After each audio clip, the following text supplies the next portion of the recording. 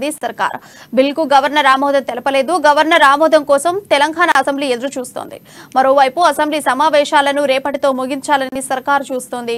RTC విలీన bill ఇవాళ కానీ రేపు కానీ వస్తే ఆదివారం రోజు కూడా సభ నిర్వహించే అవకాశం ఉన్నట్లు తెలుస్తోంది. ఒకవేళ గవర్నర్ రేపటి వరకు ఆమోదించకపోతే ప్రభుత్వం ఏం చేస్తుందనే ఆసక్తిగా మారింది.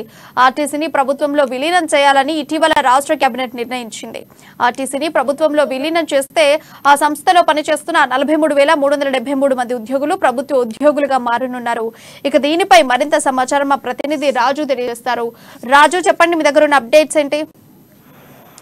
ప్రియా, ఆర్టీసీని ప్రభుత్వంలో విలీనం చేయాలనేది ప్రభుత్వం కేబినెట్ నిర్ణయం తీసుకుందో ఆ నిర్ణయానికి అనుగుణంగా బిల్లు డ్రాఫ్ట్ అయితే గవర్నర్ ఆమోదం కోసం పంపడం జరిగింది. ఎందుకంటే అది మనీ బిల్లు కాబట్టి మనీ బిల్లు సభలో ప్రవేశపెట్టే ముందు ఖచ్చితంగా గవర్నర్ కన్సల్ట్ అనేది కావాలి. దీనికోసమే గవర్నర్ కోసం పంపించారు. అయితే గవర్నర్ కార్యాలయం మాత్రం ఇంతవరకు కూడా దానిపై ఎలాంటి నిర్ణయం తీసుకోలేదు.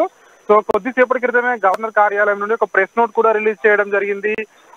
మాకు ఆ బిల్ అనేది 2వ తారీఖు రోజు మధ్యాహ్నం 3:30 రిసీవ్ అయింది రాజ్భవన్ అని చెప్పి అందులో మెన్షన్ చేశారు. అదేవిధంగా ఇది మనీ పరమైన బిల్లు, ఇది ఆర్టీసీ ప్రభుత్వంలో విలీనం చేస్తున్నారు కాబట్టి దీనిపై అధ్యయనం చేయాల్సి ఉంది. ఇందులో కొన్ని లీగల్ అంశాలు కూడా ఇన్వాల్వ్ అయి ఉన్నాయి కాబట్టి దీనిపై న్యాయ నిర్ణేతలతో చర్చించవలసిన అవసరం ఉంటుంది. తర్వాత దీనిపై నిర్ణయం వెల్లడిస్తాము.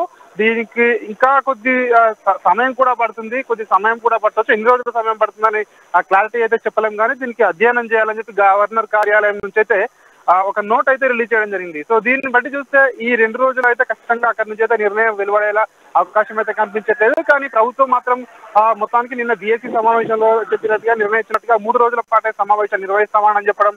సో ఇక్కడ గవర్నర్ దగ్గర బిల్లు ఇంకా పెండింగ్ లో ఉండడం.